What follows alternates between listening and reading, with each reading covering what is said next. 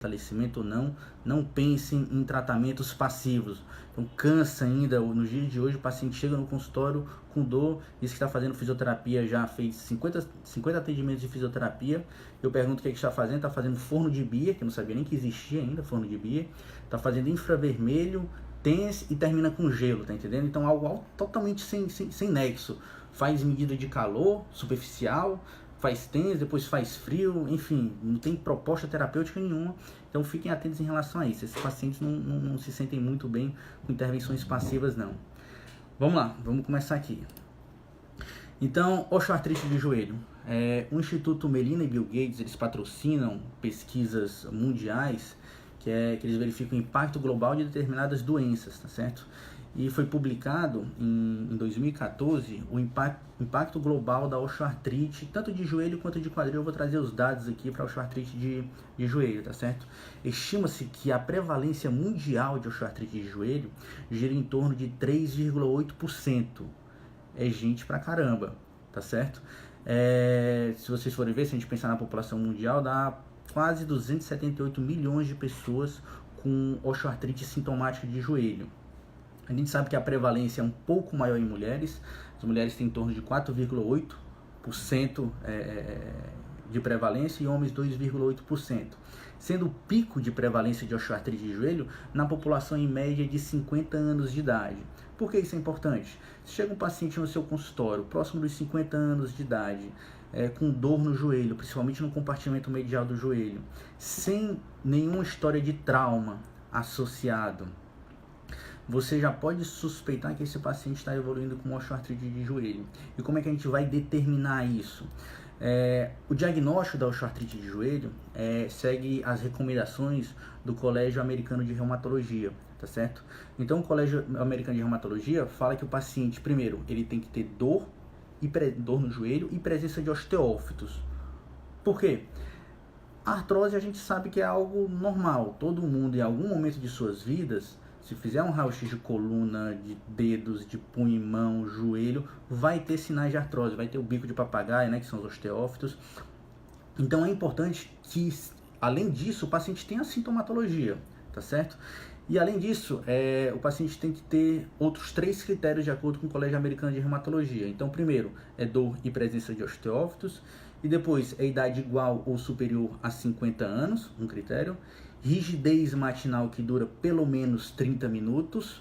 Ou crepitação, a movimentação ativa de joelho, certo? Então, o paciente tendo dor, presença de osteófitos no raio-x e dessas três características, idade igual ou superior a 50 anos, presença de rigidez matinal que dura menos de 30 minutos, que ao momento de se mover já vai melhorando a lubrificação articular, a mobilidade articular, e também apresenta crepitação na movimentação ativa de joelho, então você identifique esse paciente com osteoartrite de joelho. E é importante, depois disso, a gente fazer os testes de capacidade funcional específicos para esse paciente e também fazer o tratamento específico para esse paciente, certo? A avaliação do raio-x segue as recomendações de Killgren e Lawrence, que são recomendações, essa é a classificação, o estadiamento que a gente faz dos raios-x, da radiografia de pacientes com osteoartrite de joelho, que são recomendados pela Organização Mundial de Saúde, que vai de grau 0, que é a ausência total de osteófitos, sem diminuição do espaço interarticular, até um grau 4, que grau 4 seria o máximo da evolução da osteoartrite, que já seria a presença de osteófitos, uma diminuição importante do espaço interarticular, esclerose do osso epicondral. São pacientes que apresentam já deformidade em varo do joelho, de repente eles têm um mecanismo de triplo varo, né, que quando caminham fazem uma hiperextensão, um varo, já tem um varo estático, além disso fazem um varo dinâmico de joelho, certo? Então ficar atento a isso. Uma diminuição do espaço articular já seria o primeiro sinal, né? Então seria um grau 1, por exemplo, um grau 2, desculpa. Então já tem uma diminuição do espaço interarticular, já na hora de joelho, Juan Silva. Então vamos continuar, né? Então esse diagnóstico, muitas vezes esse diagnóstico já chega pro fisioterapeuta, se não, nós não fazemos esse diagnóstico cinesiológico, mas podemos sim identificar essas características no paciente, tá certo? É interessante, eu sempre cito esse artigo, não é nem tão recente não, é um artigo de 2007, publicado na JBJS, uma das maiores revistas de cirurgia ortopédica que tem do mundo. Eu acho bem interessante o que ele fala. Ele fez uma projeção das artroplastias primárias de joelho e quadril. Eu vou trazer os dados aqui da artroplastia de joelho. O que é que eles encontraram? Esse estudo foi feito em 2005 e eles estimaram que em 2030 haveria um aumento de 6,7 vezes do número de artroplastias sendo realizada, tá certo? Então um aumento de 6,7 vezes do número de artroplastias sendo feitas, e praticamente de igual proporção, um aumento de 6 vezes do número de revisões dessas artroplastias. A conclusão é o que me chama mais atenção. A conclusão, e está certo, não está errado. A conclusão é que políticas futuras devem ser feitas para aumentar o número de ortopedistas e especialistas em joelho para fazer mais artroplastia de joelho. Óbvio, se nós temos uma projeção de do aumento da necessidade de artroplastias sendo realizadas, nós precisamos de mais médicos aptos a realizar isso. Mas nós temos que pensar também um pouquinho antes. O que é que nós podemos fazer para que essas pessoas não evoluam com necessidade de fazer uma artroplastia total de joelho? Acho que sim, precisamos de um aumento do número de médicos especialistas em joelho para fazer essa artroplastia, mas precisamos também de políticas públicas para evitar com que o paciente, que essa pessoa, evolua para uma osteoartrite tamanha que precise fazer uma artroplastia total de joelho. Eu acho que o pensamento tem que permear por aí, tá ok? Então, beleza, continuando aqui, como eu falei para vocês, então nós temos um quadro de uma alta prevalência mundial de osteoartrite de joelho. A perspectiva é que aumente esses pacientes com osteoartrite de joelho que evoluam para uma artroplastia. Nós sabemos como diagnosticar esses pacientes, mas nós, como fisioterapeutas, profissionais de educação física também, a gente não trata exame de imagem. Eu não chego lá e vejo um raio-x com grau 2 e vou falar, vou tratar a sua artrose. Eu não falo isso para o meu paciente, tá certo? Eu já explico, ó, sua artrose está aí. E ela vai ficar aí. O que pode ocorrer é piorar, tá certo? O que nós temos que pensar, que qualidades, que valências físicas nós podemos trabalhar com esse paciente, para que ele, mesmo com essa artrose, a gente consiga diminuir a sintomatologia e aumentar a capacidade funcional desse paciente, de forma que melhore a qualidade de vida, que ele consiga fazer sua prática esportiva, faça suas atividades recreativas, enfim, é isso que a gente está atrás, tá certo? Então, como avaliação, né, enfim, não vou me atentar aqui na anamnese, história clínica, enfim, vou pensar mais nos testes que nós podemos fazer. A Sociedade Internacional de Pesquisa em Osteoartrite, ela lançou, está até publicado na revista que me falha a memória agora, e tem um manualzinho, que ela fala que testes básicos nós devemos realizar nos nossos pacientes com osteoartrite de joelho, tá certo? Enfim, ela fala de 5 testes básicos, certo? 5 testes básicos, testes funcionais, certo? Porque osteoartrite de joelho não tem nenhum teste ortopédico para determinar se você tem osteoartrite ou não, tá certo? É história clínica do paciente, raio-x, como eu acabei de falar para vocês, tá certo? Esses são os critérios do Colégio Americano de Reumatologia, que é utilizado em qualquer pesquisa científica, em qualquer centro para você identificar, para diagnosticar, tá certo? Mas beleza, sabendo disso, nós precisamos avaliar a capacidade funcional do nosso paciente. Claro, a avaliação básica que nós fazemos, né? A avaliação, eu pelo menos faço, a avaliação de flexibilidade desse paciente, principalmente teste do ângulo popilítico para ver encurtamento de isquios tibiais, teste de Thomas, que pega o reto femoral, né? Vocês podem encontrar na literatura como teste de Kendall também. Beleza, eu gosto de fazer esses testes quando é possível fazer, que de vez em quando o posicionamento não fica tão adequado para o paciente. Faço avaliação de força muscular do quadríceps, tá certo? Com critério de evolução e de alta desse paciente, tá certo? Para mandar ele para academia. E tem um conjunto mínimo de testes funcionais. Esses testes que eu gosto mais e vou passar para vocês aqui. Primeiro é o TUG, é o teste Get Up and Go. O que é que consiste esse teste? O paciente fica sentado numa cadeira, tá certo? Uma cadeira padrão. você vai cronometrar e você marca uma distância de 3 metros. Olha que teste simples para você avaliar a capacidade funcional do seu paciente com A de joelho. É um teste recomendado pela Sociedade Internacional de Pesquisa em Osteoartrite de Joelho. Em qualquer artigo científico que você ler sobre o A de joelho, isso vai ser desfecho clínico, tá certo? Eu estou fazendo meu doutorado, estou terminando meu doutorado num ensaio clínico em pacientes com osteoartrite de joelho e ele é um dos critérios. Pode deixar que lá pro final eu falo sobre hidroterapia, né, nas perguntas aí. Então vamos lá, o Get Up and Go. Vocês podem botar TUG, TGUG e botar osteoartrite no Google que vocês vão encontrar a descrição desse teste. Então você coloca uma cadeira, você precisa de um cronômetro e marcar 3 metros de distância. O que é que o paciente precisa fazer? O paciente levanta-se dessa cadeira, obviamente, caminha os 3 metros, volta e senta. Você marca o tempo que ele demorou para fazer essa atividade, essa atividade funcional. Isso é uma medida de mobilidade e capacidade funcional do seu paciente, é uma medida, já foi verificado sua confiabilidade, sua validade, tá entendendo? Já é medida padrão utilizada aí no mundo todo, tanto na parte clínica como na parte de pesquisa, e é muito interessante para você avaliar a evolução do seu paciente. Então você faz um teste que o paciente de repente demora 12 segundos para se levantar, percorrer 3 metros, voltar e sentar novamente. Você faz o trabalho que tem que ser feito e de repente você avalia e verifica que ele foi para 10 segundos, foi para 9 segundos, foi para 7 segundos, então é uma melhora muito grande que você consegue determinar a evolução clínica desse paciente, tá certo? Show de bola. Isso aí, Vanessa Caiado. É isso mesmo. Então, beleza. Esse é um teste muito simples, fácil de ser utilizado. Você precisa de uma cadeira, marcar ter uma distância de 3 metros e um cronômetro. Show de bola. Outro teste que também gosto bastante, que a gente avalia a capacidade funcional desse paciente, a mobilidade, é o teste de sentar e levantar na cadeira. Também é um dos testes recomendados pela Sociedade Internacional de Pesquisa em OA de joelho, certo? Então, o que é que você tem que fazer? Você precisa ter uma cadeira padrão, pode ser a mesma cadeira que você acabou de usar no TUG, tá certo?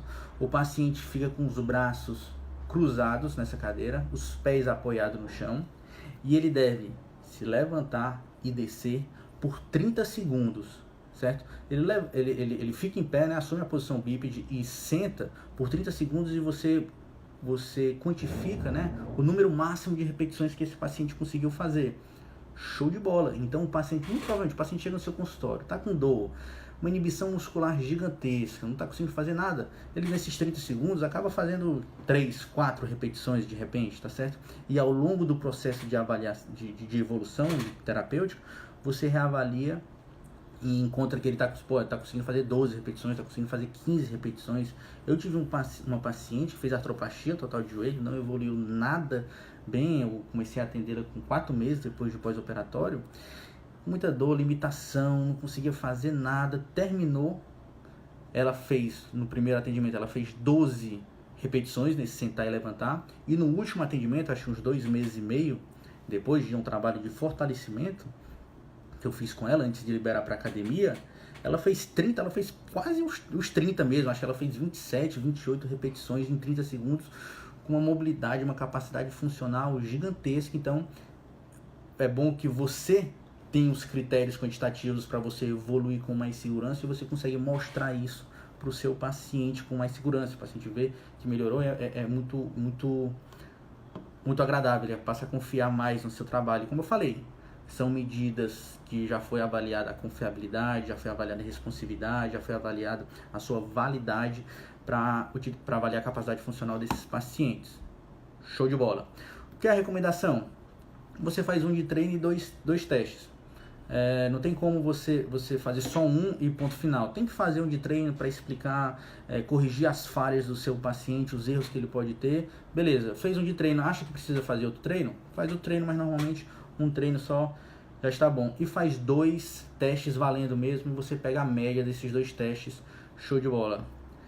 Mesmo pós PO de prótese total. Mas claro, Tony Pinheiro, aí tem que usar o bom senso, a gente não vai utilizar num PO imediato, certo? São testes funcionais que eu, por exemplo, você vai utilizar quando você tem confiança, esse paciente já está fazendo agachamento, esse paciente já está fazendo um avanço, fortalecimento adequado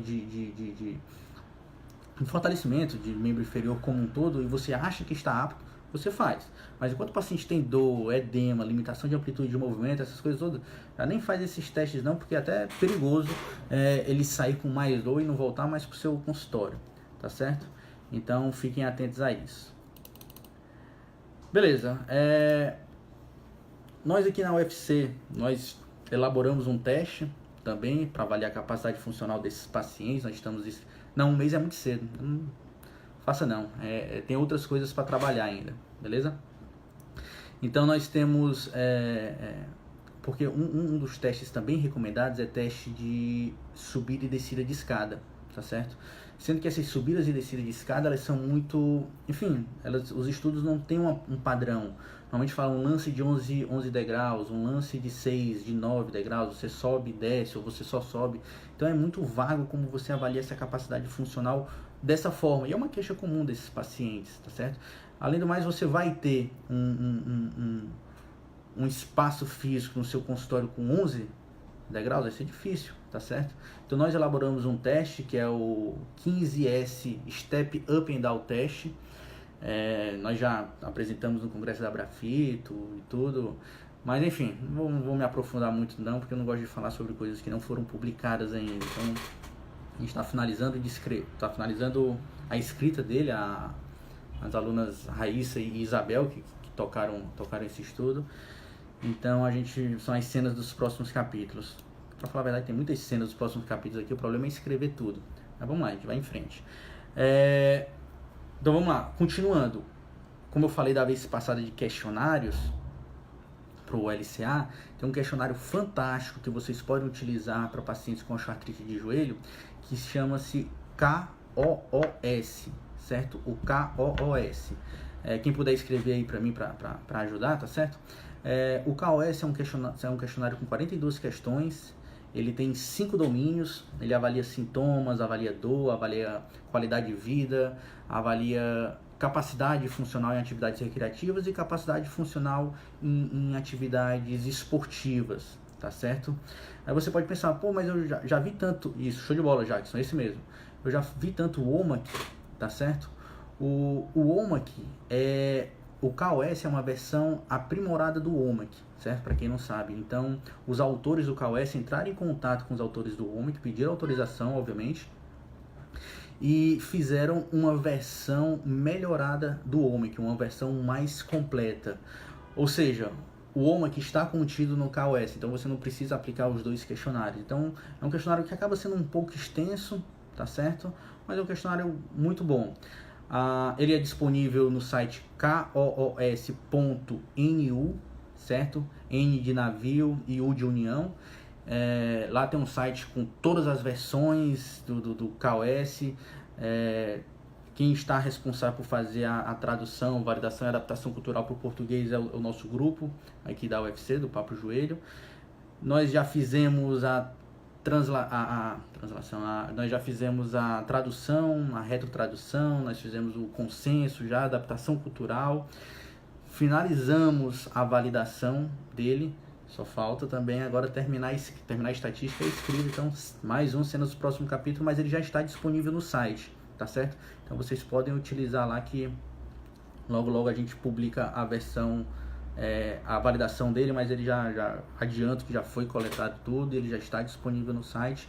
E é interessante que você consegue verificar, no próprio site tem uma planilha do Excel que você só alimenta com uns números, né, com as respostas do seu paciente, rapidinho, e ele já dá a pontuação total dos 5 domínios, que são 5 domínios isolados. Beleza? Deixa eu ver que horas são aqui. São 8, 9, 10, né? 8 e 10. Beleza, então a gente já falou muito sobre avaliação, vamos falar sobre isso. Jackson aí escreveu koos.nu, exatamente. Podem entrar lá tem todas as versões, tem outros questionários também, é bem legal. Então, vamos lá falar sobre tratamento. Então a gente já falou aí, demos um panorama geral, tem até que acelerar um pouco, que hoje está marcada a primeira gravação do simpósio de reabilitação de joelho, vai ser com o Dr. Bruno. Então está só me esperando terminar aqui para a gente fazer a gravação. Então vamos lá. Tratamento para o paciente com osteoartrite de joelho, tá certo? Como eu falei para vocês, chega no meu consultório direto, paciente se queixando que fez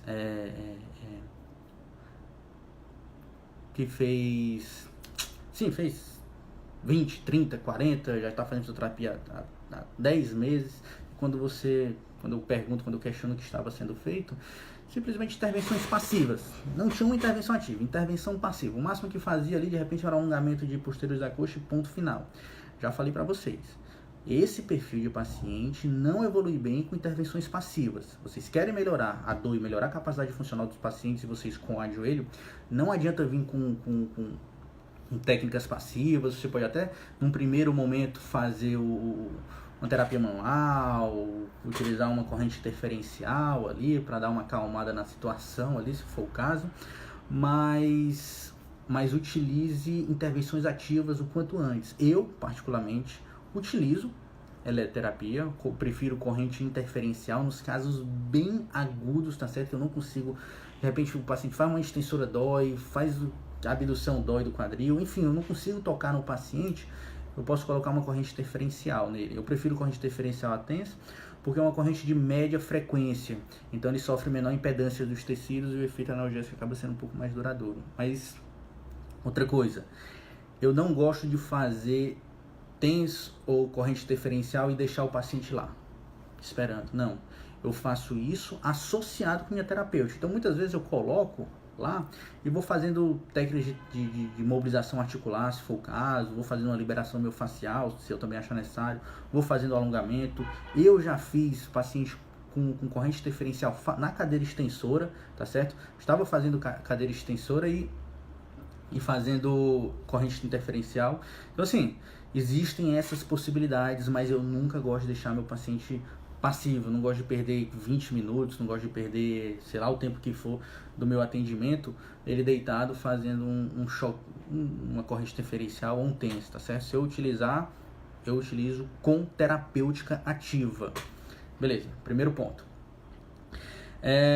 Vamos lá, existem, enfim, vocês vão encontrar milhões de coisas sobre osteoartrite de joelho na PubMed, né? Então tem muita coisa mesmo.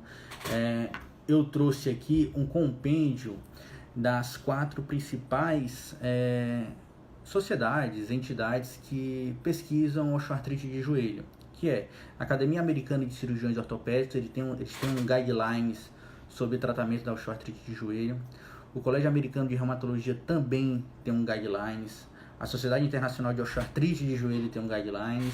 E a EULAR, que é a Liga Europeia contra o Reumatismo, também tem um guideline sobre tratamento da osteoartrite de joelho, um guidelines baseado em evidência, que foi feita uma revisão sistemática e dessa forma elas, enfim, chegaram às suas conclusões. Eu vou compartilhar um pouco aqui dessas conclusões. Alguns pontos são um pouco duvidosos, tá certo? Então, uso de TENS, uso de terapia manual, é um pouco duvidoso. Alguns indicam, outros falam que é inconclusivo, outros falam que ainda precisa de mais estudos. Então, beleza, é uma opção, mas com ressalva, não seria a linha de frente da minha terapêutica, tá certo?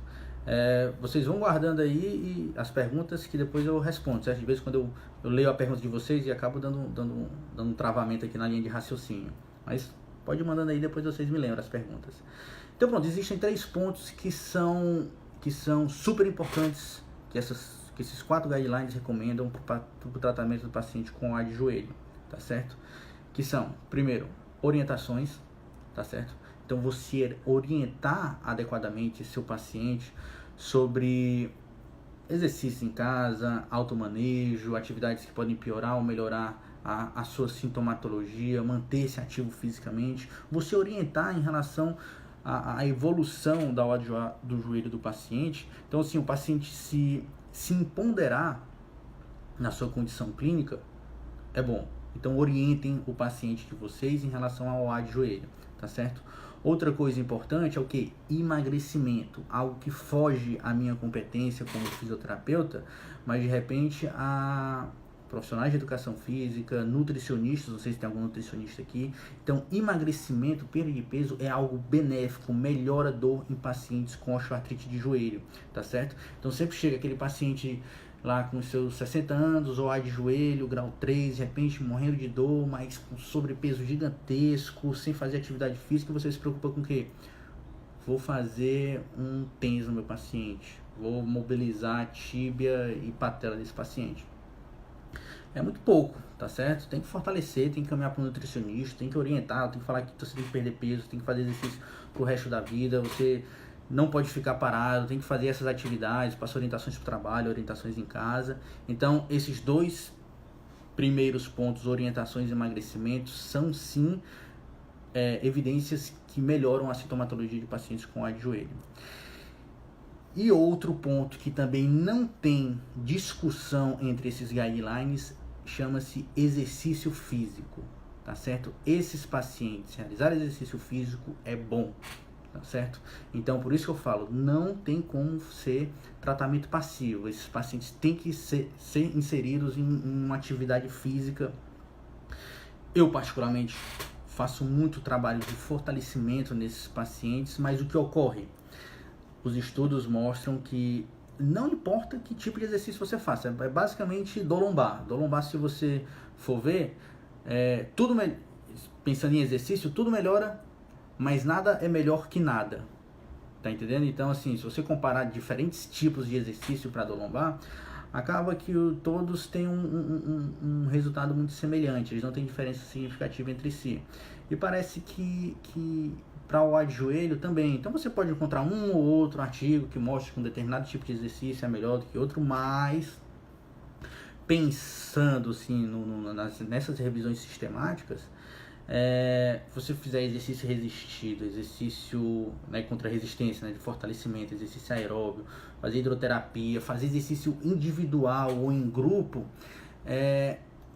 não tem diferença entre si, tá certo? Eu, particularmente, o que eu faço na minha conduta?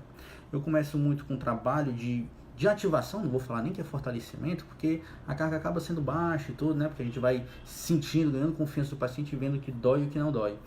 Mas começo logo com um trabalho de fortalecimento desses pacientes, tendo uma melhora da dor, uma melhora da capacidade funcional, uma melhora da dor que eu considero uma dor abaixo de 3, teve uma melhora da capacidade funcional avaliada pelo KOS, pelo sentar e levantar, pelo TUG, que eu verifico, opa, esse paciente já está se comportando semelhante à população com idade parecida com ele. Então eu saio do individual e mando para em grupo, sei lá, ou mando para um personal, ou mando para alguma atividade em grupo. A gente aqui na UFC a gente tentou fazer a escola de joelho, que era justamente para dar vazão a esses pacientes com A, porque queiram um paciente eterno para fisioterapia.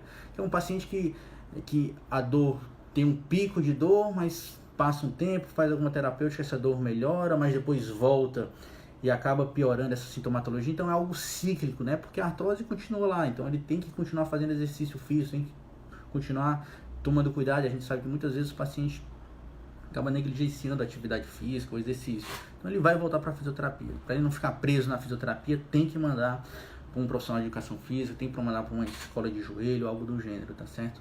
Acho que tem que passar por aí. Entre o trabalho de fortalecimento, algo que eu gosto bastante e faço bastante no fortalecimento, só passar aqui um pouquinho, eu tenho um scriptzinho aqui que eu vou seguindo para não me perder. Enfim, no trabalho de fortalecimento, o que é muito bom é o fortalecimento de quadríceps, tá certo? Vamos conversar aqui um pouco sobre o fortalecimento de quadríceps. Sinceramente, para pacientes com OA de joelho, para mim é o carro-chefe do tratamento. Claro que você não vai negligenciar posteriores, glúteo, tríceps oral, core, trabalhar a estabilidade postural, essas coisas todas, mas o quadríceps é o ponto-chave, certo? O quadríceps é o único grupo muscular que, se vocês forem ver nas evidências, a fraqueza de quadríceps, revisão sistemática, mostra que é sim um fator de risco para o desenvolvimento e para a progressão da osteoartrite de joelho, tá certo? A fraqueza de quadríceps está associada à perda de cartilagem articular nesses pacientes com osteoartrite de joelho. E uma revisão sistemática publicada em 2017, muito interessante, que ele mostrou qual o papel do fortalecimento muscular como terapêutico para a osteoartrite de joelho. Ele pensou não só no fortalecimento de quadríceps, mas todos os estudos que falavam de fortalecimento, tá certo? Tipo de exercício voltado para o fortalecimento. E essa revisão sistemática encontrou que só a musculatura do quadríceps realmente é associado com a melhora da sintomatologia do paciente, melhora da capacidade funcional, mas não é só fortalecer por fortalecer. Esse paciente, para ter uma melhora da dor, ele tem que ter uma melhora de pelo menos 30% da força de quadríceps, e para ele melhorar a capacidade funcional, ele tem que ter uma melhora de pelo menos 40% da força de quadríceps para ter uma melhora da capacidade funcional. Isso aí eles avaliaram com um método estatístico. Então, a gente sabe que na fisioterapia muitas vezes nós não nos preocupamos com isso, né? Nós botamos uma tornozeleira ali de 2 kg, manda o paciente fazer extensão de joelho, ele fica fazendo isso aí por um longo período, termina o tratamento, ele não cai uma gota de suor, não fica nem ofegante. Enfim, será que você fortaleceu mesmo ou ele ficou só balançando o joelho para frente e para trás? Então a gente tem que ficar atento a isso e acompanhar se realmente a nossa carga está sendo efetiva para causar alguma adaptação morfológica, neurológica no grupo muscular, tá certo? Então beleza, é isso aí. E continuando, só passar aqui algumas evidências, e assim, eu vou falando muito artigo e tudo. Da vez passada o pessoal me pediu, manda os artigos por aqui, não sei o que. Eu não tenho anotado todos os artigos aqui para ir mandando para vocês, não, mas pode ter certeza, todos os artigos que eu estou citando aqui, eles em algum momento foram postados no Joelho em Evidência, porque, enfim, as minhas aulas, o meu estudo, eu vou estudando e o que eu vou encontrando de interessante eu vou postando no Joelho em Evidência, já vou alimentando minhas aulas. Então você fica... Vocês podem acompanhar lá, qualquer artigo de OA de joelho que eu citei aqui está lá. Vamos dar continuidade. Sim, já que eu estou falando de fortalecimento, sim, fortaleço a musculatura do glúteo, certo? Existem, isso é até parte da minha pesquisa de doutorado, é isso aí. Existem já 2 ensaios clínicos, se eu não me engano, são 2 ensaios clínicos que mostram que você adicionar o fortalecimento da musculatura do glúteo ao fortalecimento do quadríceps, você tem melhores resultados na dor e na capacidade funcional, tá certo? Então não é só quadríceps, então você trabalhar glúteo, complexo postolateral do quadril, e trabalhar quadríceps é melhor do que só trabalhar quadríceps. Então, somando os dois é melhor do que só um. Mas também tem um outro ensaio clínico que compara um com um. Compara quadríceps, compara complexo postolateral e mostra que eles não têm diferença entre si. O que é muito bom, né? De repente, aquele paciente que está com muita dor, cadeira extensora dói, você tenta adaptar, bota uma carga mínima e mesmo assim dói, começa trabalhando o glúteo desse paciente e mais para frente você coloca o quadríceps, que também se comparar, não tem nenhum estudo não, mas se comparar quadríceps e glúteo, com certeza vai ser melhor do que só glúteo, né? Então tem isso aí. Então vale a pena isso, sem esquecer dos outros grupos musculares, mas eu particularmente, assim, no começo eu me preocupo muito com quadríceps e com glúteo, tá certo? Aí depois vem, né, posteriores da coxa, tríceps sural, mas enfim, minha preocupação inicial é essa. Porque tem uma perspectiva biomecânica aqui que eu não vou me aprofundar muito, que aí seria interessante eu falar disso com imagens e tal, fica melhor numa outra oportunidade, eu posso passar isso para vocês. É interessante que se a gente for ver, eu tô chegando na reta final, vocês já vão preparando as perguntas aí, eu tô vendo que tem muita gente perguntando sobre oclusão e tudo, a gente vai responder já já. Tem revisão sistemática também, comparando, isso aí na própria Cochrane tem, isso aí é uma revisão sistemática mais recente também, comparando exercício físico versus medicamento, tá certo? Medicamento que eu falo é analgésico, anti-inflamatório. E eles encontraram que não existiu diferença num follow-up de 8 meses, um follow-up médio de 8 meses entre os estudos, entre você fazer atividade física e você tomar analgésicos ou anti-inflamatório oral, tá certo? O que é interessante isso? Enfim, porque exercício físico não tem efeito adverso, tá certo? Diferente de medicamento. E exercício físico, como eu falei previamente, não é bom só para o joelho do paciente. Tem todo um componente global que melhora, né? Melhora, enfim, sistema musculoesquelético, cardiovascular, respiratório. Então, os benefícios são muito maiores. Mas, claro, tem casos que não tem jeito. Eu já tive casos, o paciente não evolui. Conversei com o médico resolveu fazer uma infiltração. Ele falou: Gabriel, eu faço essa infiltração para você ter uma janela de oportunidades para trabalhar com esse paciente, porque com a dor que estava sentindo, é um paciente que eu tocava, dobrava o joelho, e que o joelho travava, sentia uma dor gigantesca e tal, assim, tem casos e casos. Então, ele infiltrou, melhorou a sintomatologia do paciente, eu consegui trabalhar o fortalecimento nesse período e beleza, o paciente ficou ok, certo? Então, isso aí tem que ser uma equipe multidisciplinar, não tem jeito você querer abraçar a causa sozinho, certo? Fatores psicológicos muitas vezes associados, né? Um paciente com anos de dor nisso, já peguei paciente assim, com falas absurdas por causa de uma OA de joelho, na hora o paciente saiu, ganhei um pouquinho de confiança do paciente, mandei para o psicólogo. Então a gente tem que pensar no médico ortopedista, tem que pensar no psicólogo, nutricionista, fisioterapia, profissional de educação física. Claro que o paciente isoladamente ele não vai ser atendido por todo mundo no mesmo momento, até porque fica muito oneroso para o paciente. Mas dependendo, o paciente vai estar mais próximo do médico, do físico do educador físico e do nutricionista. Então a gente tem que entender a necessidade do paciente para conseguir acompanhar isso, certo? Deixa eu ver aqui se tem alguma coisa a mais. Pessoal, é mais ou menos isso que eu queria passar para vocês, tá certo? Eu acho que tem algumas coisas a mais que eu queria passar, mas acaba se estendendo muito. Deixa eu ver que oração. Acho que já estou falando há quase 1 hora. Normalmente eu sempre estouro o horário mesmo, falo mesmo muito e vamos em frente. Eu vou aqui responder. Eu marquei com o Dr. Bruno para fazer a primeira palestra. Deixa eu ver aqui que horas são. Não estou vendo o relógio aqui. Eu marquei 8h30, que são 8h30 aqui em Fortaleza, né? Então são 8h25. Vamos aqui ficar uns 10 minutinhos aqui. Se alguém tiver alguma pergunta específica, se eu souber responder, eu respondo, eu ajudo. E se alguém souber aqui também responder algumas coisas, a gente vai fazer um momento de discussão. Então espero que vocês tenham gostado. Pronto, hidroterapia. E aí, hidroterapia? Lucicleide de Souza. Como é que eu, na minha prática clínica, eu uso a hidroterapia? Como eu falei, qualquer tipo de atividade física vai melhorar a sintomatologia do paciente e muito provavelmente o tamanho do efeito não vai ser diferente comparando uma com outra, certo? Eu não uso hidroterapia por questões logísticas mesmo, né?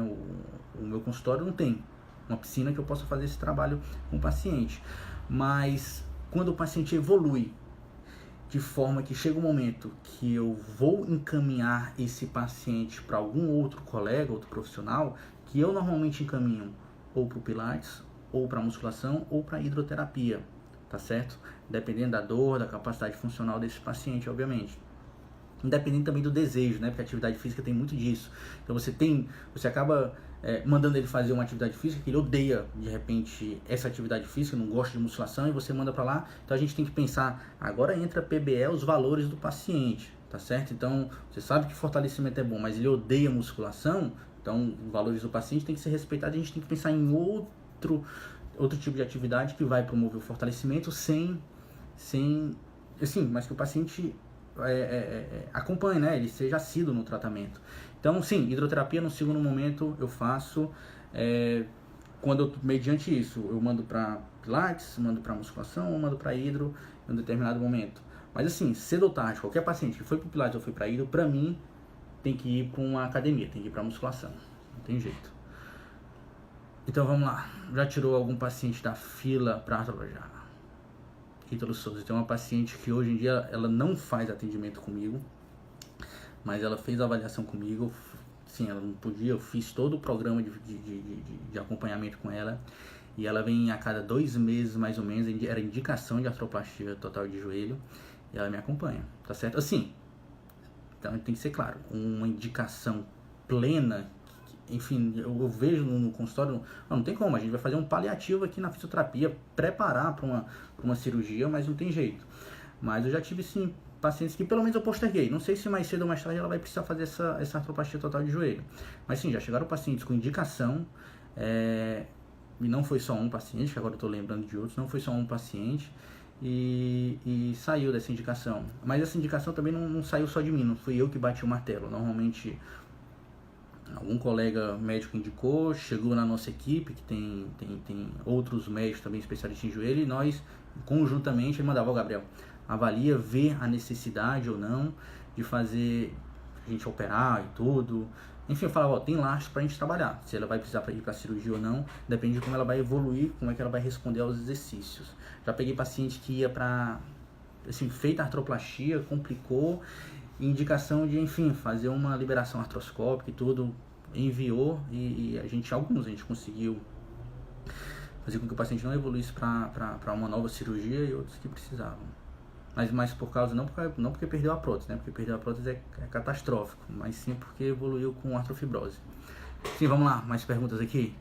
Postergar, essa é a questão. Exatamente. Então a gente nunca consegue, sim, eu não sei como é que essa paciente vai evoluir daqui para frente, mas muito provavelmente a gente acaba postergando. Enfim, ela vai evoluir a OA dela. Se ela continuar fazendo exercício, continuar fazendo fortalecimento, continuar ativa fisicamente, de repente ela posterga, que acontece outra coisa, ela acaba não precisando operar. Fala sobre controle de carga no trabalho de força. O controle de carga é algo muito complicado, que eu, como fisioterapeuta, o Denis também um grande parceiro aqui de Fortaleza, essa é uma grande questão. Controle de carga é muito difícil. Nós fisioterapeutas, primeiro já começo por aí, eu falo, nós não sabemos controlar carga, nós não sabemos fazer treinamento e periodizar. Uma vez eu falei isso aqui no Instagram, o pessoal não gostou muito, disse que o fisioterapeuta sabe prescrever exercício e tal. Até prescrever a gente sabe, mas a gente não sabe progredir, periodizar esse treinamento, tá certo? No treinamento de fortalecimento, como é que nós fazemos na nossa prática clínica lá na UFC? Nós seguimos a escala de Borg e nós seguimos a recomendação do Colégio Americano de Medicina Esportiva, tá certo? O que ele fala? Treinamento de força, enfim, é o que a gente segue, tá certo? Se tiver outra opção, a gente vai discutindo aí. Eles recomendam que o treino de força você deve fazer em pelo menos três séries de 8 a 12 repetições, 3 vezes por semana, tá certo? 2 ou 3 vezes por semana.